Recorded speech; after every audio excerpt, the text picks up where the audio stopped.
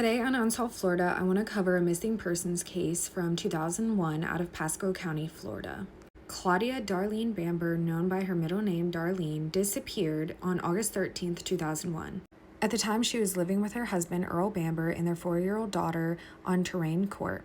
Her family members described the marriage as abusive, and Darlene's mother stated that her daughter had sought a restraining order against Earl in the summer of 2001. Despite this, the couple continued residing together.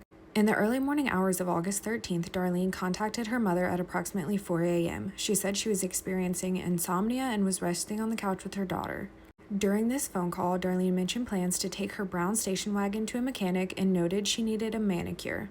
She also discussed her intent to relocate with her daughter to the Dallas, Texas area later that month, traveling with her brother. She had no immediate travel plans that day.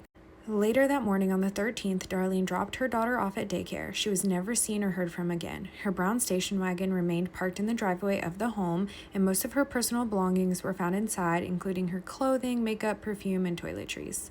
Her husband Earl provided multiple and conflicting accounts regarding his wife's disappearance. Initially, he claimed Darlene left home with all of her clothing in a Lincoln or a Cadillac, which was parked along their street.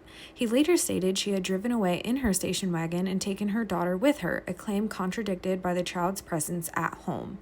Earl eventually asserted that Darlene left in an unknown vehicle. He also claimed she contacted him several times after August 13th, though investigators were unable to verify any such calls. Her husband, Earl, had an extensive criminal history with numerous arrests for serious offenses, including attempted murder, kidnapping, false imprisonment, felony firearm possession, grand theft larceny, theft, and selling cocaine. Earl had been married 6 times, according to official documents. One of Earl's former wives reportedly died by suicide, and another went on record to state that he was abusive, though he was never convicted of domestic violence. Just, everything else. Earl died in 2002 in April in the home he shared with Darlene. So this is just not even a year after her passing. His death was ruled self-inflicted because he died of an OD of hydrocodone and his antidepressant medications.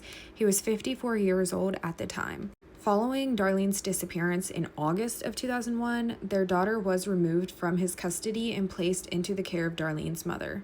There have been no arrests in connection with Darlene's disappearance, and her family believes foul play was involved, and her case does remain open and unsolved. The Charlie Project has a picture here of the rings. They said she always had a bright pink manicure and she always wore a lot of jewelry.